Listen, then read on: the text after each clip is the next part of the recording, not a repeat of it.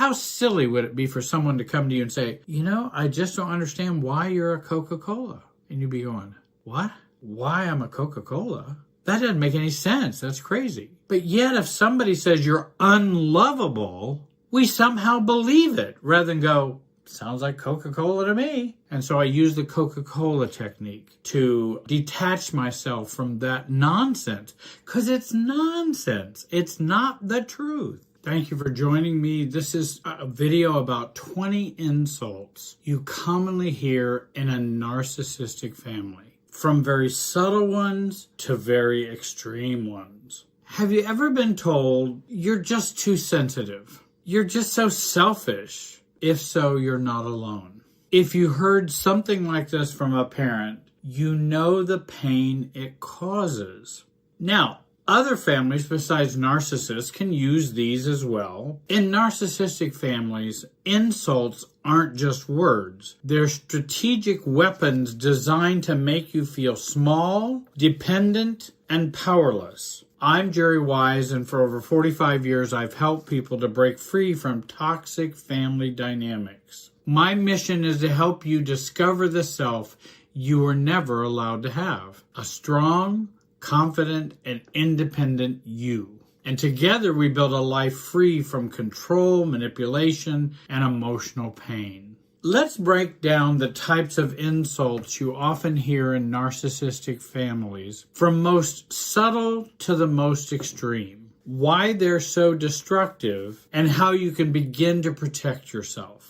Most common insults you hear in narcissistic families. Number 1, subtle insults. They seem harmless but undermine you over time. For example, 1, you're just too sensitive. This insults your emotional responses by implying that you're weak, making you feel ashamed for expressing yourself. Number 2, you're just overreacting. It belittles your emotions by suggesting you're irrational, you're emotionally unregulated, and leading you to suppress your own feelings, but in an unhealthy way. There may be a healthy time to suppress your feelings, but not in this unhealthy way they're suggesting. Number 3, stop being so emotional. This insults your emotional expression by labeling it excessive, making you feel like your feelings are invalid or crazy. Number 4, I was just joking. Don't be so dramatic. It disguises criticism as humor, making you feel like you're overreacting and can't take a joke. Number 5, you're imagining things. This insults your perception by implying you're delusional, causing you to doubt your own reality. And that's one of those gaslighting insults. You're just imagining things. A second category of insults is guilt and shame-based insults. Firstly, everything's always about you, isn't it? It accuses you of being selfish, making you feel guilty, and guilty of just having needs. Number 2, after all I've done for you, this is how you repay me? This insults your gratitude by implying you're unappreciative and making you feel obligated to comply, and that you still owe them from years past. Number 3, you'll regret this when I'm gone. It manipulates you through guilt, making you afraid to make independent choices. In other words, just remember you're going to feel really, really guilty, but do what you want. And of course, we don't want to feel guilty after they're gone. But typically, I have also told people who are clients and people I've worked with, if they're using this type of technique and you fear you will feel guilty after they're gone, then come and see me. I'll help you with that. And I'll help you get over that. Don't live under the fear of that. That can be resolved. Number 4, I sacrificed everything for you. This insults your independence by implying you are a burden or making you feel unworthy, and that you haven't sacrificed for anything in your life, only they have. Number 5, why can't you be like your brother, your sibling, your cousin, aunt, your nephew, why can't you be more like them? It insults your uniqueness by comparing you negatively, leading to feelings of inadequacy. You're worse than your father, or your sister's worse than you. It's whenever you use those comparison insults, they are insulting and do challenge us feeling adequate. A third category is direct character attacks, destroying and affecting self-worth. For example, number 1, you're such a disappointment. This insults your ability by labeling you as a failure and making you, or often we feel, worthless. The reason why I have a hard time with making you, because later I tell you how some of those feelings we're choosing because of the family programming. It's not because they're making you do it, but it's the normal programming that we do it. But either way, we often feel worthless because of those kinds of insults. And also it leaves open, well then, how would I not be a disappointment? Usually it means by complying, by doing what I want, by believing what I believe, by being me. You would not be a disappointment. Oh, that's not very helpful for a self. Number 2, you're just like your father. You're just like your sister. It insults your individuality by comparing you to someone they dislike, making you feel flawed. And again, they will use, well, you're just like somebody who acts negatively. And it's like, well, I'm not them. They're not me. Even if we do act alike in some ways, I'm still not them and they're still not me. But if I can blend those together, I might be able to insult you and cause some lower self-esteem and lower self-worth. Number 3, you always ruin everything. You can't just get along. You always have to bring these things up. You always make something that is not fun, and this insults your competence by blaming you for problems and making you feel like the constant failure and the constant problem maker. And I never like using always, never, those kinds of words, even in marriage counseling or even in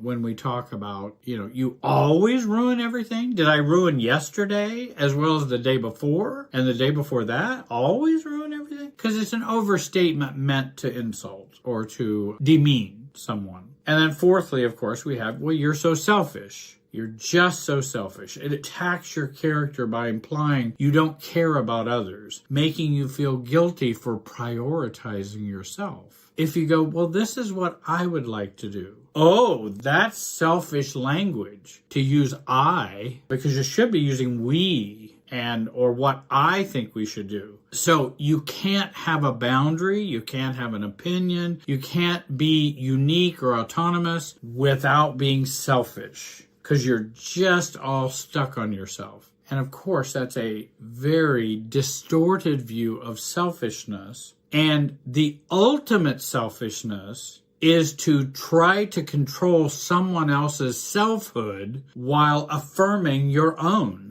and making it dominant, like a narcissistic parent might. That's the ultimate selfishness. Number 5, no one cares about your opinion. And this insults your intelligence by dismissing your thoughts, making you feel invisible and unimportant. No one cares about your opinion. And especially on this, you don't even go to the same church we go to, or the same mosque, or whatever religious organization. So no one cares about your opinion. Well, who's an expert on everything? I'd like to meet them sometime. And I can have opinions on things I'm not a part of. But no one cares about your opinion, and that is to make you feel small, weak, demeaned, and, just shut up is really the message. What's the next category of insults? Extreme insults, attacking your core identity and self-worth. First of all, number 1, you're lucky we even put up with you. It insults your value by implying you've been a burden or making you feel unwanted. You're lucky we even put up with you. Number 2, no one else would put up with you. This insults your worth by isolating you and making you feel unlovable and dependent, because no one would put up with you. So you need to be really, really grateful that we had you and you have us as parents. Thirdly, you're impossible to love. It insults your core self by suggesting you're fundamentally unworthy of love, causing deep emotional pain. And again, we do it with kind of words like, you're stupid. We label your whole being with this insult. You're stupid. And that's very, very damaging for a child. And then we have to do the work of self-differentiation later on in life to get that out of us, because it's not a true part of us. It is a forced into us part of us, or a borrowed part of us that we have borrowed from the toxic, dysfunctional family we grew up in. But it's not the true us. And I remember having a difficulty coming to that conclusion, even to believe that. Because I remember when I was pastoring, I just felt I was very codependent and just wanted everybody to be happy and everybody to be happy with me and, well, good luck. And there was a family who was pretty critical of me about many things. And I'm going, I'm just Jerry. I mean, I've never done anything bad to you. Don't want to. I have always tried to treat you with respect and things like that, because those are my values. But they were, Jerry doesn't like us. Jerry thinks he's better than us. And it all was projection on their part. They had both, husband and wife had grown up with physically abusive fathers. Well, I was a pastor. Well, who's the father figure in the church? Now I became their father. For no reason. I had never abused them, but I got the unresolved issues coming my way. And I think that feeling bad and self-doubt that, are they right? Am I really bad? Am I really treating them bad? And I kept days and days going over that, trying to sort that out. I even talked to associate pastors, and I talked to, different people. Am I treating them this way? And I'm trying to get them to say, no. But I hadn't decided for myself whether that was true or not. And so I remember the night I sat down and went, either they're wrong or I'm wrong. And I have to make a decision. And it was one of the biggest breakthroughs I had. Because, I said, well, does that mean you don't have any doubts? Or maybe I'm not perfect. I don't do everything right. But I still had a sense of, that's not me, though. What they're saying isn't me. And that began to turn the tide on this whole mess that I was dealing with. And I began to learn to do some self-differentiation work where I could pick the right time to talk about the things that I was over talking about and should have held close to my vest, but to bring them out at the right time. But I was talking about them because I was being reactive. And when I stopped being reactive and calmed down, then I didn't have to blab everything I knew to everybody, which made it look like, well, is Jerry trying to convince me that he hasn't done this? And so it turned out actually well, but it was not fun. And so we have number 4, you'll never be good enough is another insult. This insults your self-esteem by making success feel impossible, leaving you feeling inadequate. Number 5, you're worthless. I think I've mentioned that one. It directly attacks your entire sense of self, leading to the feelings of hopelessness and despair, because you are nothing. You are worthless. You mean nothing. You're not lovable. Just an attack of insults and shame, which should blot out your being and blot out your personhood. And there's worse ones than that. And, parents can swear and do all kinds of things and degrade you physically, body shaming, all kinds of other insults that can come to make you comply and to make you feel controllable for them.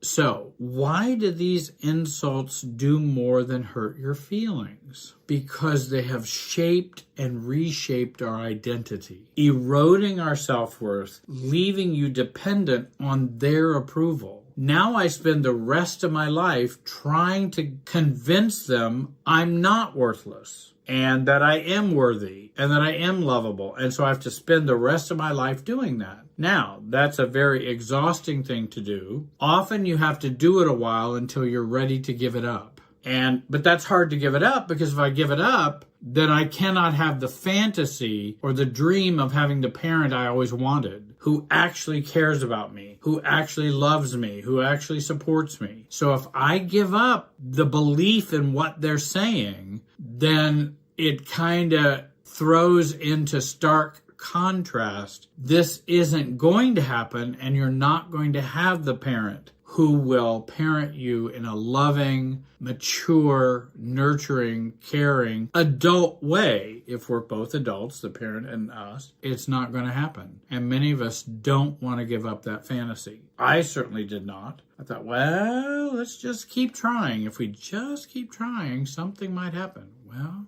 you can try all that you would like. You have my permission to do that. And then when you're ready, you can take a look at a way in which you could self-differentiate and become free, and then have a different or newer relationship with that parent. Some choose no relationship. Some choose a more limited relationship. And every parent is different. So not every parent, even every narcissistic parent, is different. And there are some things when we start to let go of the apron strings, the umbilical cords, emotional with parents, it can affect the relationship for the positive. But I don't want to hold out a whole lot of hope. It's troubling. Now, over time, the parents attack your sense of self and your reality with these insults. They create self-doubt. They sabotage your confidence. They keep you trapped in the family's emotional Wi-Fi and the family's toxic dynamics.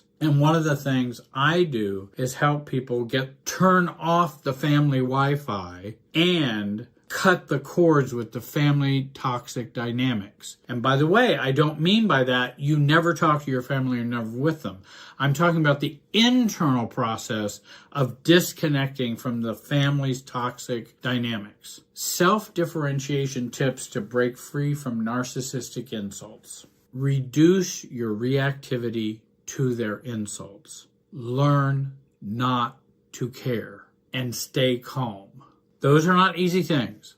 I know they are not easy things, but even doing that poorly will give you some freedom and might give you a pathway to finding yourself. So, and anything worth doing, I've always said, is worth doing poorly, because it's still worth doing. And just like learning not to care. Maybe you can not care about this insult, but the next one you do care about. Well, the next one, don't care about it. I mean, they are them and you are you. So what that somebody thinks you're stupid? Which actually, in many ways, the offender doesn't really even believe that. It's just a way to control. But, somebody can think I'm the worst therapist, coach, pastor, whatever in the world. And I go, so what? And what's your real problem? And that's why I cut the family that I was struggling with in church. That's what they were kind of saying, that you can't have a worse pastor than me. It's kind of like, but so many people have always said I've done such a good job. Why am I? But here I am believing this negative thing because I had a lack of confidence and self-esteem. And then began to learn not to care. I don't care. If that's what they want to think, they're free to think that. I'm not going to live out the trouble of that. I'm going to shift the burden of this emotional conflict to them. You can then keep not liking me if you want. If you want to waste your time doing that, you're free to do it. But I'm not going to worry about it anymore. Use a Coca-Cola technique that I have suggested, which is when you hear somebody saying, I don't think you are not lovable for anybody to love you. What I think is they are actually describing and calling me a Coca-Cola. That's how much sense this is. How silly would it be for someone to come to you and say, I just don't understand why you're a Coca-Cola. And you'd be going, what? Why I'm a Coca-Cola? That doesn't make any sense. That's crazy. But yet if somebody says you're unlovable, we somehow believe it rather than go, sounds like Coca-Cola to me. And so I use the Coca-Cola technique to detach myself from that nonsense, because it's nonsense. It's not the truth. Also, remember, and this is something I use a lot in self-differentiation, I am not them and they are not me. They can be as crazy and nutty as they want to be about who they think I am, Perfectly fine. But they're not me, and that's not what I believe about me. But they're free to believe that if they want. And if other people believe them, then other people are believing them at their own peril. And at some point, they may come to realize they were wrong. Maybe not, but many times they do come to see that, hey, oh, well, maybe their parent wasn't all that accurate about their child. Duh.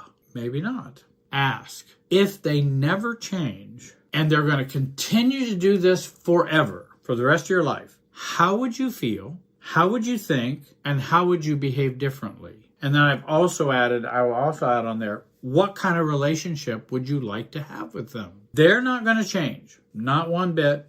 How are you going to, what are you going to do with the relationship? And if they never changed, are you going to change how you think about you? That's kind of what I mean. How would you feel? How would you think? How would you behave differently? Because you're up against something that's unchangeable or very possibly unchangeable. And I believe people can change, but I believe there are some people that the chances of changing are very, very small. But how would you think, feel, and behave differently? My parent is always going to think this way about me. Am I going to care about that? Am I going to live my life according to it? Isn't it rather ridiculous that they think that way? Why am I falling prey to their inner immaturity and personality disorder? Why am I doing that? That seems rather a foolish thing to do. So, if you're ready to finally break free from the grip of dysfunctional family dynamics and build a strong, confident sense of self, free from others' control, manipulation, or dysfunction, then join me in the free training that I have listed below. Absolutely free, 84 minutes. You'll learn a lot of stuff. Start building the self you were never allowed to have. Click the link below and get started. And don't forget to subscribe and hit the bell icon to see new videos I publish every week. It's time to get your family out of you and finally live as your true, differentiated self. I want to thank you for watching. Have a great day and be wise.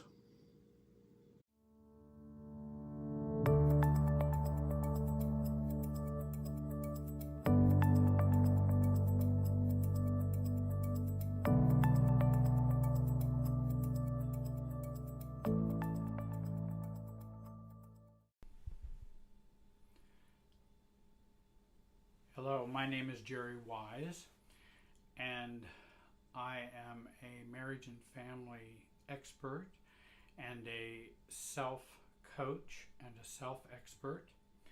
You can find me on the YouTube channel of Jerry Wise Relationship Systems, of which I'm the founder and owner of Jerry Wise Relationship Systems. You can find me at the website with that name as well. And today, the video is entitled Adult Children of Alcoholics, Dehumanized and Instrumentalized. When I think about adult children, or when I think about children growing up in narcissistic homes, they are often dehumanized. In other words, they're just not to be taken seriously. They're not important. They're not to be valued. They don't have rights. They don't have to be treated loving or in a caring way. And that was their experience growing up in dehumanization as well, if you include also abuse, shaming, and horrific de-selfing that was going on when they were growing up. And then second of all, instrumentalized, or what I say when we're just being used as pawns. We're not important, we're just to be used as objects. And so we're instrumentalized. We just become an instrument of the narcissist or instrument of the family. And that creates a lot of trauma and a lot of problems for now adult children of narcissists. And I want to talk about that today using an example from one of my clients who gave me permission to use it. I was working with a client in Europe, and she was working through some very painful childhood memories. And I wanted to share with you one of her narratives. I've changed the names and the situation so there's no way you can identify her. And maybe you can understand the pain many people walk around with as adults who are ACONs, adult children of narcissists. Because when they have had these types of experiences, when we've had this type of trauma, that affects our sense of self as an adult. And it gives us some insight into how we can regain that self or become a self and become self-differentiated. Actually, she's doing very well now, I want to point out. She's done some great healing, and she really has made some significant changes in her life, and her automatic reactivity has changed, which is wonderful. I'd like to think I'm a genius, but I'm really not. I'm using a very good theory, family systems theory, to help people change and to become more themselves. I have her permission to share the information. However, I've changed the names and made it anonymous for her. This narrative demonstrates the terror, trauma, pain, isolation, and hurt that many adult children of narcissists have experienced. Many of you may identify with Amelia's narrative. Amelia was traumatized by her mother and then left all alone trying to find comfort, support, and help, only to end up finding none. And I'd like to share that narrative with you.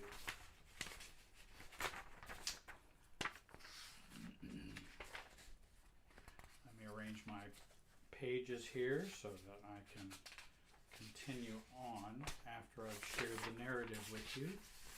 Well, maybe I will, maybe I won't. So, well, I don't know why it's so difficult, but it is. Here we go. So let me begin. I apologize for the disorganization of my papers. Amelia starts, and she writes this narrative. I am young Amelia. I am 13 years old. I walk alone in the center of the city. There are trees around me, very tall, big trees, and with green leaves crowns. It's fresh. I mean, the air is fresh. There's sunlight going through the tree leaves, making puzzled shadows. There are no people on the streets, so I think it might be Sunday. Late morning, I think probably 11 a.m. Soon to be lunchtime. I'm thinking people must be starting to gather with their families for Sunday lunch. I am alone, scared, really, really scared. I am so alone. I'm so alone. I am so very alone. I'm afraid, confused, because I don't know why I'm so afraid. I just know that I feel afraid and very scared. I don't have any money. I walk. I look around.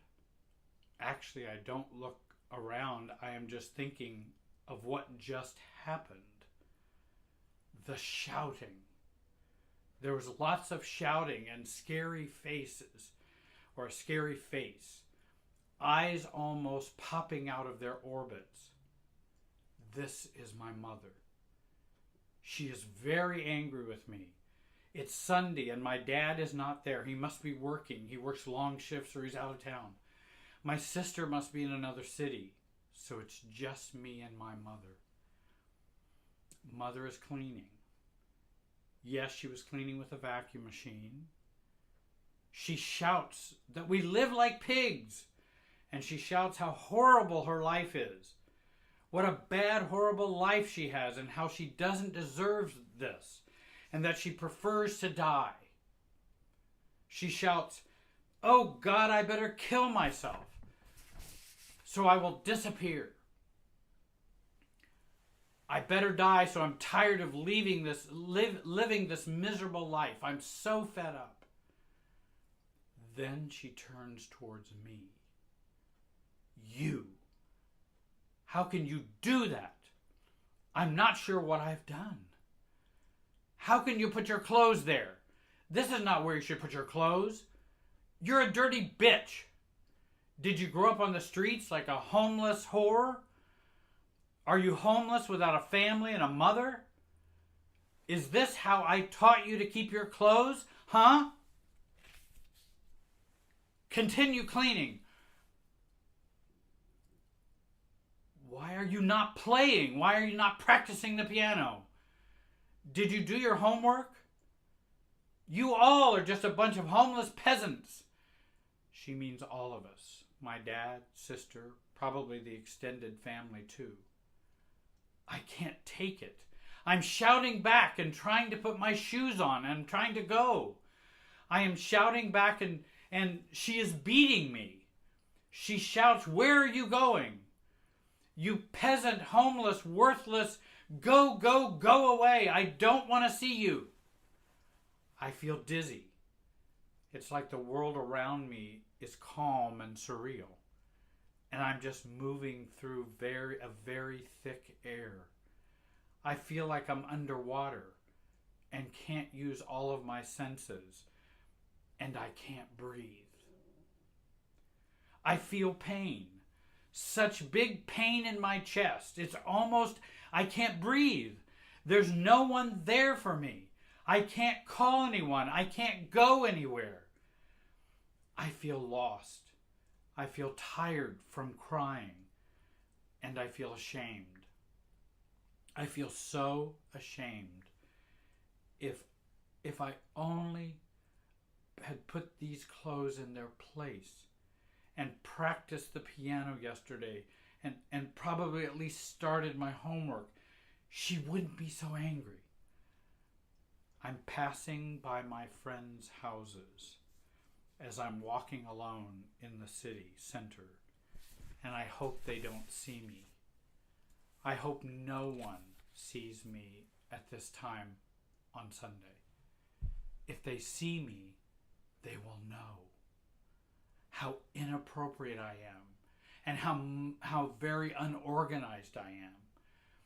And all of my friends from all the streets, they're just so perfect. Their mothers are nice with them. Their mothers are nice and caring for them because my friends are always so respectable, so responsible, and looking so well dressed and clean. My friends dress very appropriate and will never misconduct themselves. They always listen to what their mom says and will never hide anything with them. They talk, but that's because they never do anything bad, so they can talk to their mothers. So I walk fast, passing by this part of the street where my friends live. I want to disappear and hide in little streets where no one would see me. I find myself near my grandma's place. I so want to go and stay with her and to never come back. But that would be the wrong thing to do. She will get worried. She will say, "Why are you here, Amelia? Go home to your mother." She would say that mother is probably worried about you. She will call her. And my grandmother will learn how I left the house and everything bad and wrong that I did. And she will not protect me. Plus, she feels uncomfortable when I turn up at her house unannounced. I sit down next to the front door of my grandmother's place. I imagine how she's upstairs cooking or talking on the phone with my aunt. It's Sunday, and they're probably together for lunch with my cousins. I'm so hungry, and I've lost track of time. If I'm gone for too long, my mother will get mad again. She will be upset and angry. I shouldn't be late. I don't want to go back. I'm afraid that she will probably shout again. If I'm too long gone, she will shout that I haven't done anything today and no piano practicing for my career as a concert pianist. And my dad will be back and she will be still upset and start blaming me that I went out the whole day like a homeless person and that I haven't done anything. He will get upset too. I'd better go. I'm in the building of my family's flat. I'm afraid to go up the stairs. I move in a way so as to not make any noise. I will try to sneak in the apartment without her noticing. Damn. I don't have my key. I left in such a rush I didn't take my key. I ring the doorbell and I am afraid. What if she's not there? What am I going to do? Nah, she is at home. She never goes anywhere. She opens the door and she doesn't even look at me. I feel scared. I feel so horrible, like the walls are coming on to me. I hide in my room. I stay there until it's almost dusk. I notice that it's dark, and then I switch the light on. I just stayed in my room, sitting on the floor, not moving, scared to move in case I make a noise. I don't dare go to the toilet. I haven't eaten all day. I will eat when my dad is back or later when they go to bed.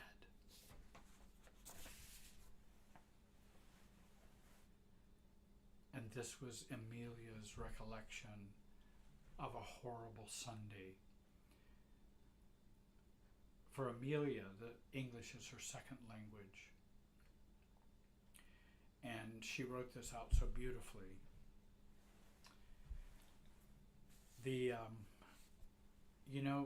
Growing up as an adult child of a narcissist and growing up with a narcissistic family, being aware of yourself or learning to have a self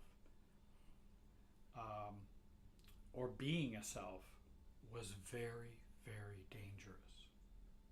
And as we continue to interact with narcissists, it's very dangerous to have a self with a narcissist. There was no learned or modeled expression of self-soothing or self-comfort or self-care, resulting in inability to do these things for ourselves. We did not learn how to take care of ourselves. That wasn't modeled for us. The thing that was modeled for us was a vindictive, judgmental, critical, hypercritical, shaming way that we should look at ourselves. And we also internalized that and carried on into adulthood. The bad news is we internalized it. The good news is we can uninternalize it. The focus is entirely on what is wrong with Amelia. And I say it's not what's wrong with Amelia. It is what wrong has Amelia been through. Let me say that again. It's not what's wrong with Amelia. It is what wrong has Amelia been through. And you might think about that about your spouse or your partner or relatives or people who might have a hard time with their lives. It may not be they're so wrong. It's the wrong they've been through that's caused so many problems. We enmesh with the narcissistic parent, have a trauma bond with our abuser, mom in this case. And the healing process involves two stages. There are more stages, but at least two big stages. One is going back to be the little wounded, traumatized child, feeling and resolving those feelings, having them heard by the adult you and by another adult or other adults. And then two, Amelia learning to nurture this child in this situation.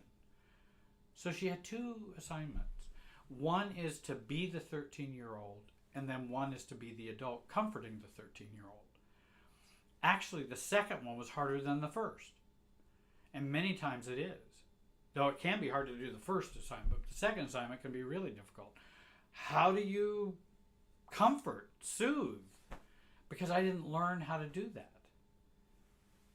Learning to reparent that traumatized child is so important for ACONs. Amelia's second assignment was to write the narrative that would express her adult self-caretaking the child.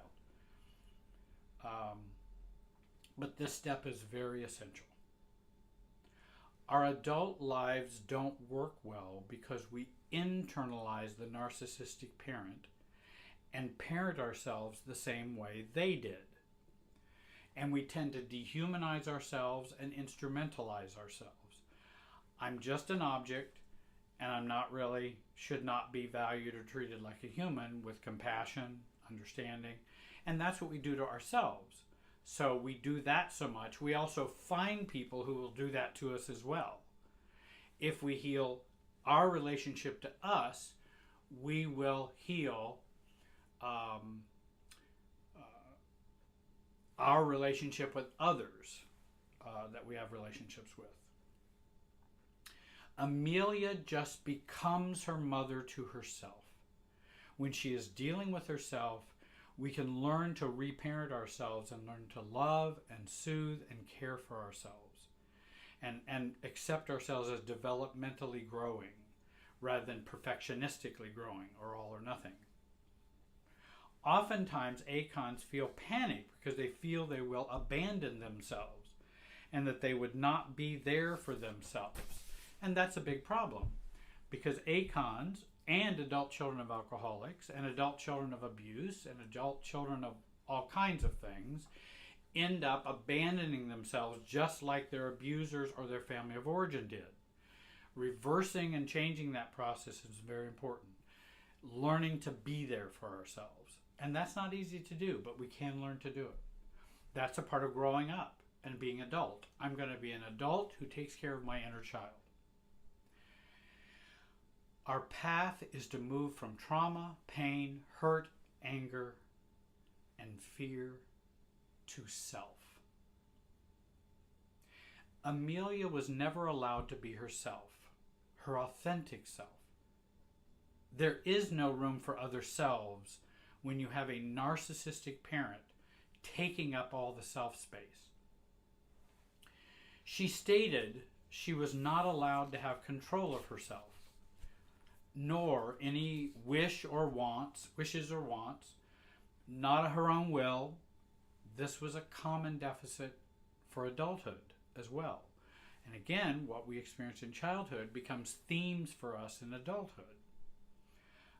I just had a man who contacted me and said he's having trouble being consistent with work and having trouble in his career and those kinds of things. And then he describes growing up in his family briefly, and it's all right there. He was learning that back then. Career problems begin in childhood. Job performance problems begin in childhood. If you can remember that key thought, if you can remember that key maxim, you can do an awful lot of healing and get a lot of clarity for your own life. As Amelia expressed, she struggles with being a genuine self or an authentic self because what if she's wrong? And again, she's always doubting herself because her mother always doubted her. Again, she is paralyzed by the perfectionism and hypercritical thinking about herself. She doesn't think about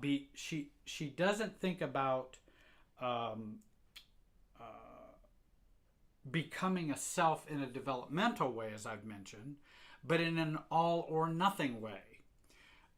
All correct and all right, or all wrong and all incorrect. Rather than realizing we have to grow developmentally. We have to grow in stages. We have to try things. So she always stays stuck because she can't do it perfectly. And she fears if she tries something new or does this, she will be yelled at, criticized, shamed, and have to leave and go be all by herself in the city square of the village. The hope for Amelia and many others is to get into recovery, find a self-expert, and do the work of healing and becoming your true you. If I can be of help to you, I hope you'll contact me on my website, www.jerrywiserelationshipsystems.com, or there's contact information on the screen or in the video summary. Join our email list, join our Facebook page, also Twitter. I want to thank you very much today for joining me. I hope this video helps adult children of narcissists not feel so isolated. They're not alone in their pain. They're not alone in their difficulties, and they can truly change. Always remember there is hope and healing available for you if you're an adult child of a narcissist. Never, never, never give up. I want to thank you for watching today, and have a great day.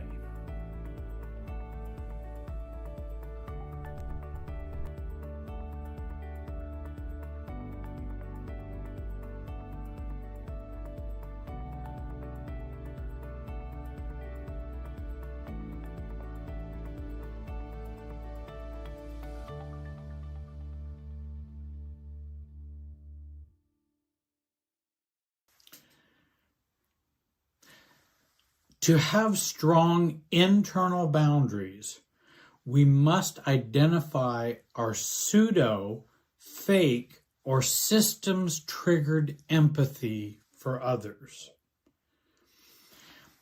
Why is that important? And again, the title of this video is We Must Care Less to Set Internal Boundaries. Does that mean I want to teach the world to not be caring about other people? No. I'm a very caring person, actually overly caring, codependently caring for many decades. A pastor, bishop, a therapist, a coach. I do care about other people, but I don't want to care about them in a way that triggers me to leave me behind in that process. And there is this type of empathy which does do that. It's important to understand that often our caring for others isn't true caring or empathy, but it's actually emotional enmeshment. That's not caring. That's emotional enmeshment. And so I preach this and teach this all the time because I think it's so important. Because I've found that the more I have internal boundaries, the less enmeshment I experience in relationships, the more truly caring I can be. And that's what my goals and values are. True caring for others is not what you think. When you truly care for someone else, you also allow them to struggle and to grow up. Often we consider caring is actually just us not being able to handle our own emotions of seeing other people going through the necessary pain of growth and change. We can't stand to have them suffer. And so then we care. But it's not maturity and it's not caring. It's our lack of maturity and our emotional fusion with them. Or it is us not being able to stand up against manipulative feeling states to control our feelings, thoughts, and behaviors. Someone can say, hey, I'm hurting, and that can mean any number of things. Number one, if I just fell down the stairs and I say, hey, I'm hurting, you probably wouldn't think of that as really being very manipulative, and you would expect that I would feel hurting, and I would feel hurt, and I would feel pain for falling down the stairs. However, if you have a parent or a sibling that goes, oh, I just hate when you hurt me this way, isn't that a different hurting than the other hurting? And do each require the same amount of empathy? And that's where I think there's a difference. Often in dysfunctional families and relationships, caring is actually reactivity. Others' feelings are a trigger for us to think, feel, and behave in a certain way that has been long programmed from long ago. In dysfunctional families and relationships, the caring is a rule you must not break. This keeps the dysfunctional codependent status quo. How dare you not continue to feel sorry for mom who is always having a bad relationship with dad? Those are systems dynamics. And it seems very caring to think, should I be empathizing or caring less about mom and how she's interacting with dad? And could that influence the system even in a positive way? And certainly for me too. Caring should never be an obligation by and directed by others. In other words, if I fall down the stairs and I say I'm hurting, I'm not asking you to do anything. I'm just talking to you about my internal state. I'm not asking you to change your behavior, thoughts, and feelings in the system with you and me. But when a family member, a husband, a child, whatever goes, oh, you are just making me feel so terrible. Now, wait a minute. I'm telling you these bad feelings I'm having so that it will have an impact on you, so you will change or be different. Caring should never be an obligation by or directed by others. In healthy relationships,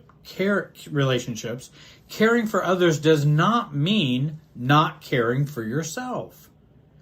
If you're caring for others without caring for yourself, you are actually not really caring for anyone. You are participating in the system's relationships caring game, but you aren't actually caring. Because how can you care about somebody else and have no regard for yourself?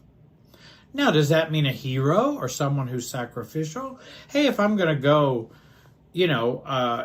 pull someone. Well, I remember there was a car wreck that two elderly people in a car had flipped over, and I was the only one around, and I stopped and I got them out of there. They were upside down, got them out of their seat belts, pulled them out of the car. I got cut with glass and all of that. So was I being selfless? In a sense, I was, but this was my values that I felt was important.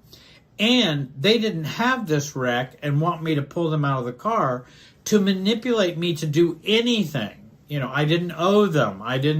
They weren't saying, now, if you really loved me, you'd come over here and get me out of this car. There was no external pressure in that way.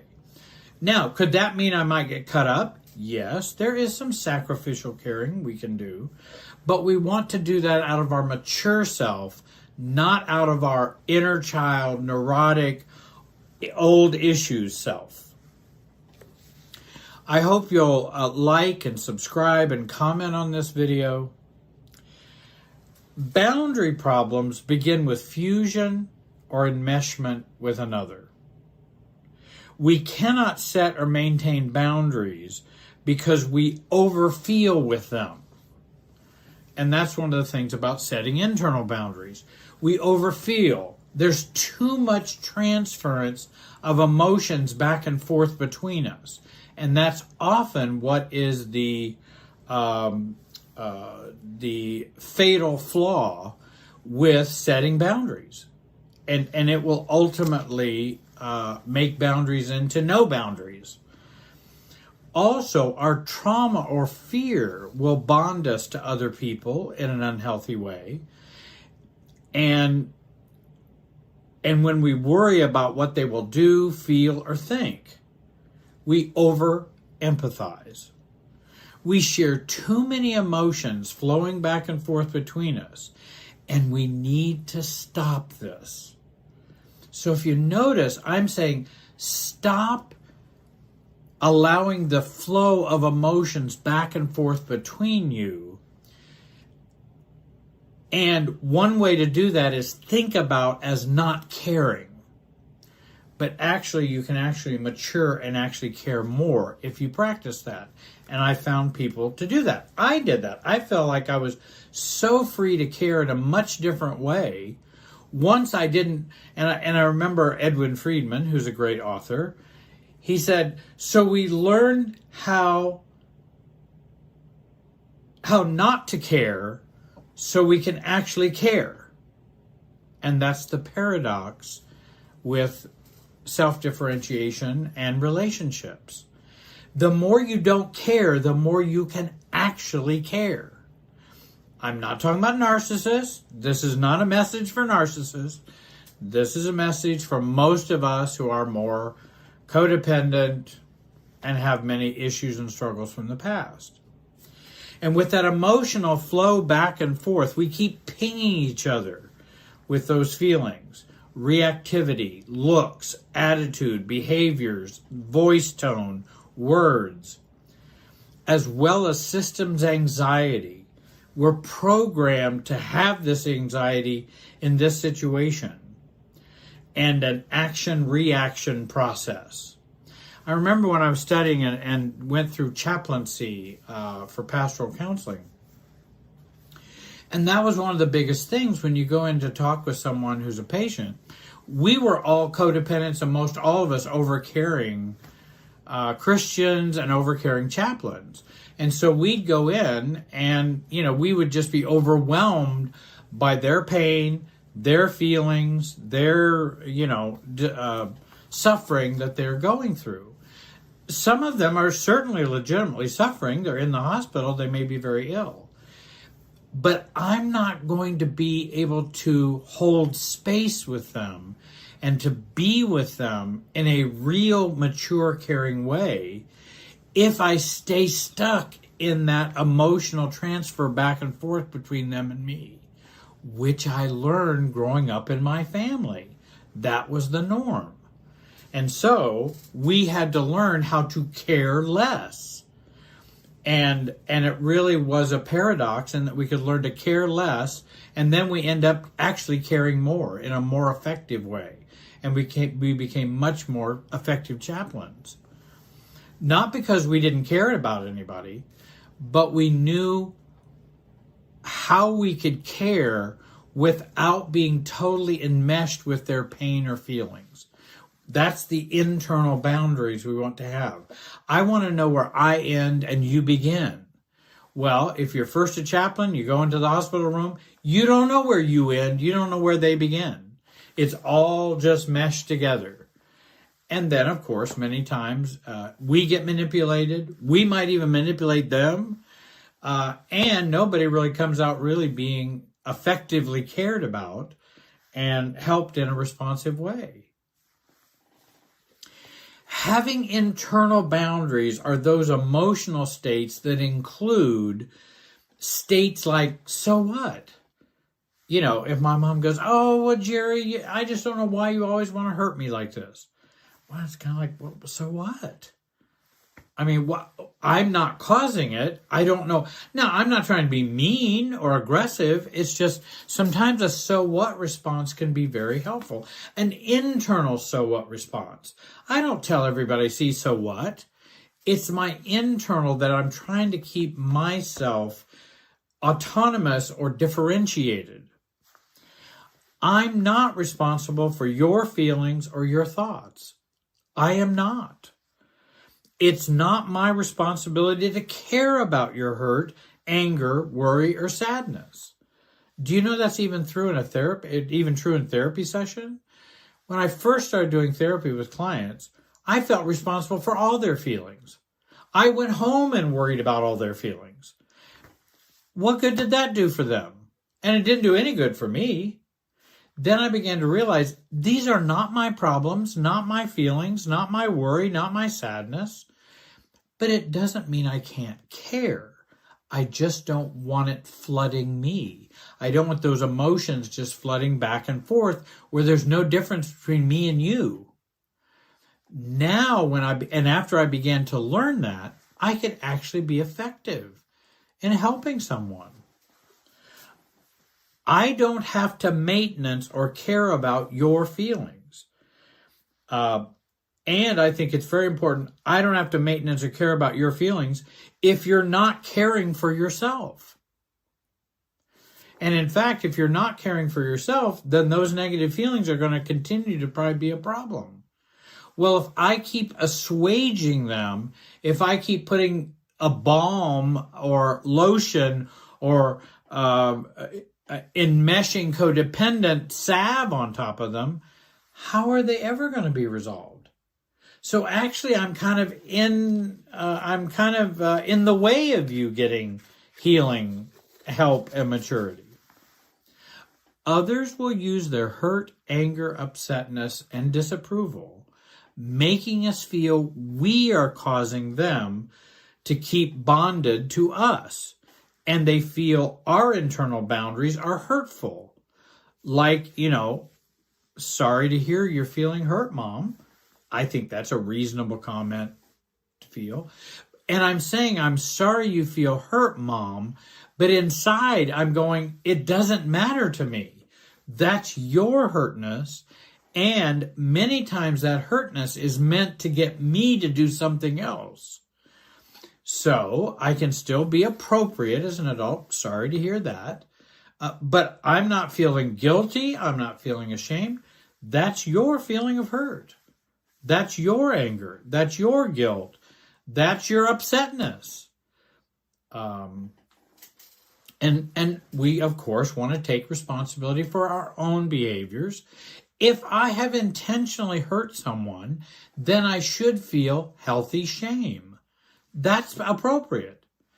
But it's not appropriate for someone to feel hurt to make me feel shame. That's not appropriate, and I'm not going to care about that, if that makes sense. It's not hurtful for me to not get involved in your emotional life, especially if you're not taking care of your own emotional life. I'm not being hurtful by staying outside of it. That's not hurtfulness. It may be interpreted that way. Well, and I'm sorry it's interpreted that way, but it doesn't mean that's how I really feel. For example, my boss, I had a boss once, and she would feel hurt so that I would feel guilty and comply. When actually I had done nothing to hurt or upset her, but her hurt would flow to me, and I would want to fix or assuage it. I would over-sympathize with her. But actually, it just kept the old pattern just going. I needed to learn to not take this signal as anything I need to fix. Jerry, I just don't understand why you don't respect me. By the way, I had done nothing to disrespect her. I've never told anybody I disrespect her. There's been no communication that way at all. So is that something I should fix? No, it's her distortion. I'm sorry that you feel that way. But I'm not going to get involved in that. That's my internal voice. And I would begin to work to tolerate others' pain, tolerate others' hurt, tolerate others' anger, and tolerate others' upsetness as theirs, and not having it flow in here to me. Again, I'm not talking about being uncaring to other people. There are times to care, there are times not to care. And many of us get those confused. I was hoping this video might help a little in clearing that up. We can care when others are having true feelings of hurt or upsetness and they are not used to manipulate the relationship system or the relationship dynamics or to get us to change or react. I want to thank you for watching. Have a great day and be wise. And look for my next video on more on internal boundaries.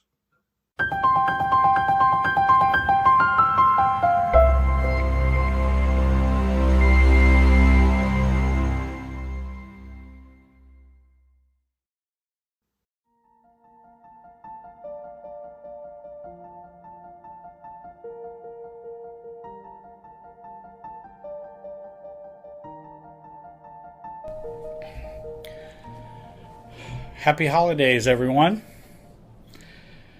I'm sure for some of you, you may be saying, bah humbug. And for others of you, you may be saying, hooray, it's holiday time. And then some go, well, I don't celebrate that at all. What do I care? It's just a big mess that happens during this year. I wanted to share with you a video on a holiday theme because I think it brings up a lot of emotional issues for a lot of people. People can be very cut off about the holidays. They can be very enmeshed with the holidays. I truly find that the holidays are a time for many people, a time in which it is an emotional minefield. And I think for some obvious reasons. Because when you add all of the components of the holidays, you can see why we can really get off balance during the holidays. And learning how to stabilize ourselves can be really important. Back in the early 90s, I wrote an article. I was, for many years, a pastor and a priest and a family counselor for inpatient chemical dependency and worked with families and drug addiction and alcohol addiction. And for many of those families, holidays was not a good time. Lots of problems, lots of difficulties. And I remember writing an article, and I wanted to share a little bit of that article with you today in this video. So first of all, the holidays are an emotional minefield for many people, and to differing degrees.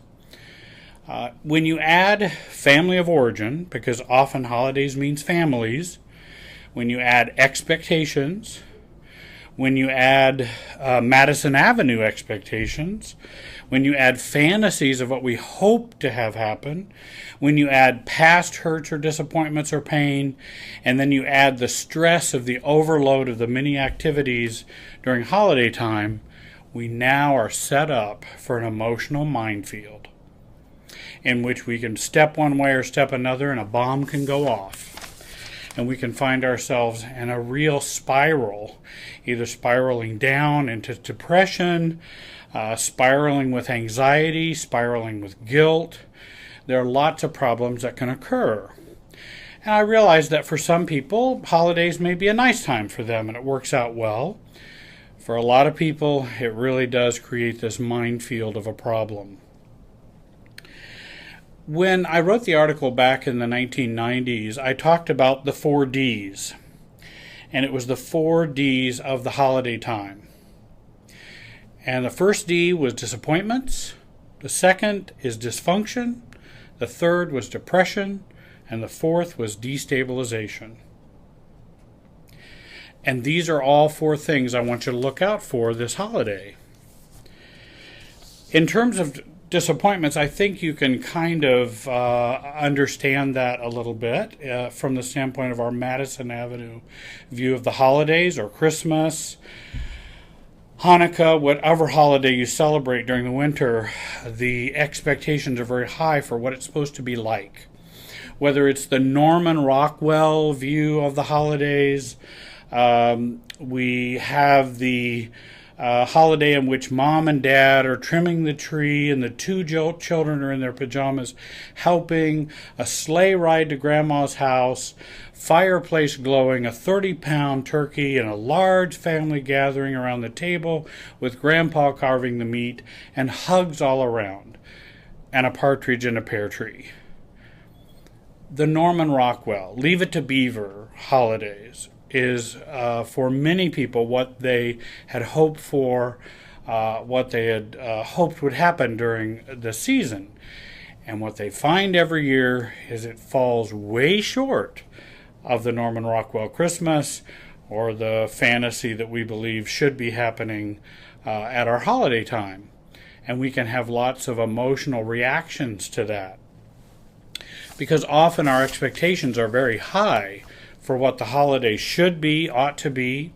I think for women, there's a very strong and high expectation of them to perform in heroic ways during the holidays, buying all the Christmas, working a full-time job, cooking the meals, getting everybody ready, wrapping the gifts, and over-functioning in a very big way, and also making this perfect holiday happen for their families. And when that doesn't happen, I hear a lot of women talk about guilt and feeling as though they feel a sense of failure during the holidays. And for men, there may be a financial obligation or burden which they feel they have fallen short of, and they can't buy the Christmas they feel they ought to provide for their family. They may just disconnect from the holidays altogether. They may find it not a very enjoyable time for them. Also, if marriages have some conflict or struggles, then that can come into the holiday times as well, because now we have a highly charged environment. Well, if we already have some difficulty or problems, this is only going to make it's only going to turn the Bunsen burner up higher. The fire is going to go a little hotter during the holidays. And for us to be aware of that, we can do something about changing that. And for many of us, we may have learned Christmas and disappointment may go together. So we need to watch out for our disappointments, and we need to have realistic expectations about the holiday. And I think, in my mind, simplifying them in a very, very important way. Rather than having that Norman Rockwell Christmas, begin to have something simple that we can accomplish so that we can say we enjoyed that part of the holidays. And that was something that I chose and that I planned, and we accomplished that. Now, there may be a whole bunch of other stuff that goes on, but at least we have simplified what we expect the holidays to be. In terms of dysfunction, I think we need to be aware that this is a time when we need to kind of maybe set our problems on the shelf, whether for our family of origin or for our marriage. This is not the time to sort out all those problems. There's already enough stress, busyness, scheduling, financial issues. This is not a time to press in harder with the problems. It's actually a time to just set those aside and say, hey, we can look at those after the holidays. We can talk about that after the holidays. Let's put that up on the shelf and try to enjoy our time together as much as we can. And just because I put it on the holidays, just because I put those problems on the shelf doesn't mean they don't matter. It's just that I can table them until we're in a better place to maybe be able to have more energy and not another focus that's going on. Because you don't want to be having great big arguments on the way to grandma's house and then great big arguments on the way back on issues that happened back in July. That seems a rather foolish plan. So we really need to bring down the expectations, simplify our holiday, set the problems aside. We can always come back to those. And I tell couples, there's a time to work on problems and there's a time not to. And I think a lot of couples think a time to work on problems is 24/7. No, there needs to be a time where we don't. And we just kind of are with each other. And we are just able to put those on the shelf so that we can just be with one another for this time and enjoy it the best that we can. So we have the 2 Ds of disappointment and dysfunction. Then we have depression. And depression can happen. I think you've heard of SAD, which is seasonal affective disorder. I think of HAD, which is holiday affective disorder, in which people become depressed or their mood shifts, it goes down, or they either get a significant amount of anxiety or they may get depressed and feel down because of all of the expectations that occur during this time. They feel more a sense of maybe failure or falling short whether financially, whether in expectations, or they feel pushed or pulled by family of origin expectations, pushed or pulled by kids, by spouses, and it really can throw us into a depression spiral. So we want to be very careful about not heaping on more stress during this holiday time and making sure we find time for ourselves. We find and plan things that we can enjoy and that we look forward to, even if they're simple or very small things. You can make your holiday time a better time. And I think also in past holidays there's been anger, resentment, cutoff that have happened within families, and that can also produce anger, feeling of powerlessness. And where there's anger and powerlessness, then you've got depression that's going to happen. You also may want to plan on getting in to talk to someone after the holidays. That can also feel better, that, hey, I'm going to set that aside. We're going to go get some help after the holidays because we need to work on some problems. Or I need to work on my depression. And the fourth D is destabilization. And I've kind of already talked about that a little bit, because the holidays or Christmas or this season really hits all of those emotional buttons. Because that's the time, again, when a lot of issues come up or are put in our face. Maybe we haven't had the best relationship with our family of origin. Well, now we got to go spend time with them. So now it's going to hit all those buttons. Our husband and our wife, we may not be getting along very well. Now the holidays have come, and it only accentuates that emotional pain, because now we have the holidays and now we're not even getting along.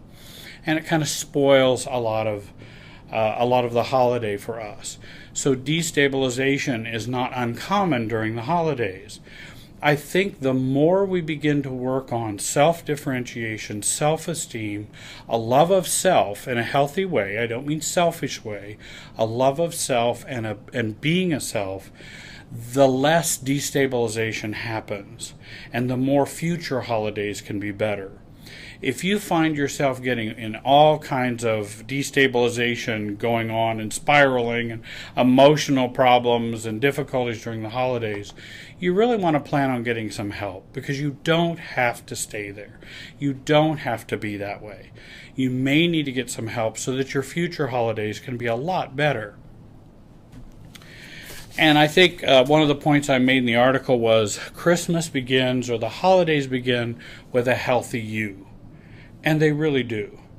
That's when holidays start to turn more enjoyable, more satisfying, more fulfilling, when you have a healthier you. When we don't have a healthy us, then nothing else seems to be very enjoyable. And we trip and fall into potholes, and we find ourselves getting into all kinds of difficulties because we don't have that sense of self that's really important, that makes self-care happen during the holidays. And out of self-care comes an abundance of love and caring and joy.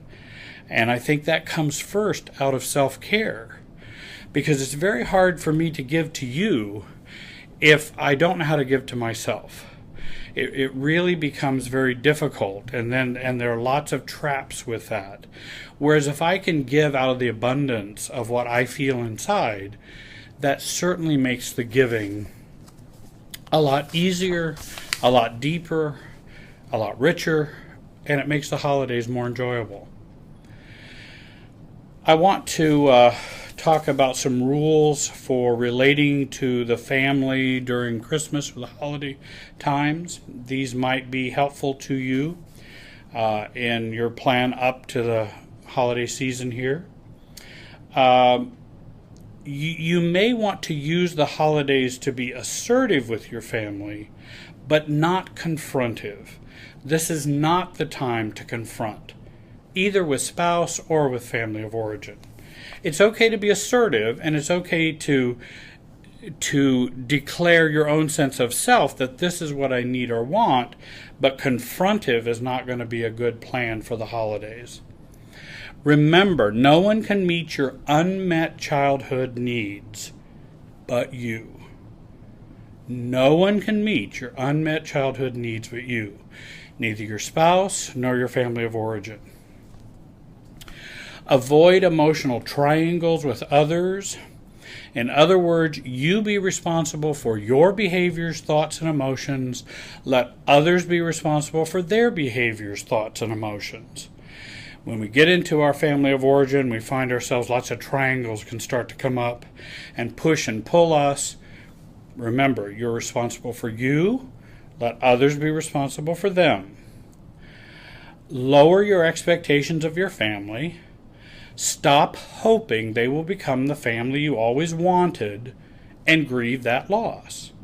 Because then you can see your family as they really are. They're human beings. They have their own problems. They have their own issues. They're not this way just to make you miserable. They're this way because that's just the way they are, and that's their issues.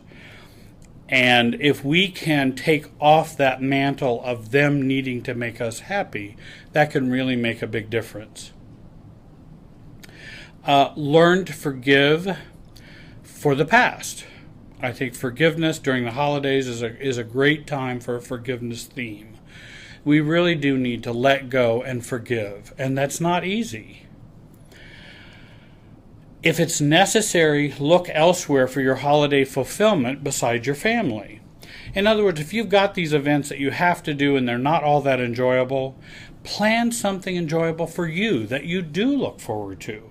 You may not be able to get out of going to grandma's or get out of, because you just don't feel you can really buck that system.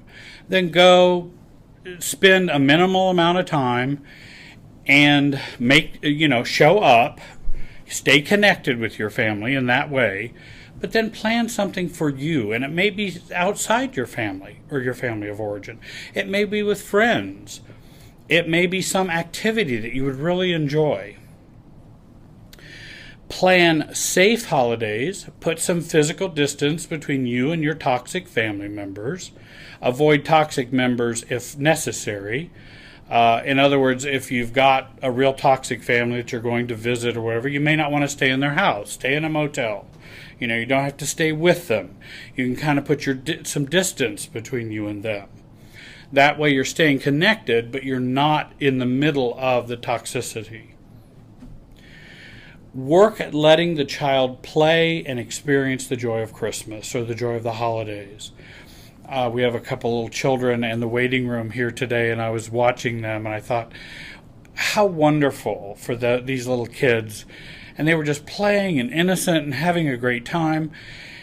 And during the holidays, I think it really is a time for the inner child in us to play. And if we can make room for that inner child in us to play during the holidays, that can make for a very special time. Don't drift through the holidays waiting for something wonderful to happen. Plan something wonderful. Don't just wait for it to happen. Plan something wonderful. If you're going to make some changes with your family of origin because you want to kind of self-differentiate, in other words, we want to change the schedule a little bit, or we don't want to do this, which has been our family's tradition for the last 30 years, you might let your family know a year in advance. In other words, tell them this year what changes you want to make for next year, rather than just coming and dropping the bomb and saying, okay, we don't want to do that. I don't know why we have to do that. Again, that's confrontive and angry. What you might want to do is, we'll do it this year, but next year our family's going to do this. So it'll be a little different for next year. And just wanted to let everybody know so they can plan for that.